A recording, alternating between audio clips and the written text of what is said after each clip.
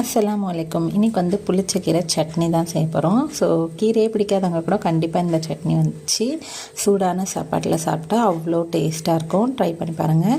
இதுக்கு தேவையான பொருள் வந்து பார்த்திங்கன்னா சீரகம், வெந்தயம், காஞ்ச மிளகாய், வெங்காயம், பூண்டு இதெல்லாம் வந்து எண்ணெயிலே நல்லா ஃப்ரை பண்ணி எடுத்துக்கணும். காரம் உங்களுக்கு எவ்வளோ தேவையோ அந்த அளவுக்கு நீங்கள் காஞ்ச மிளகாய் எடுத்துக்கிட்டால் போதும்.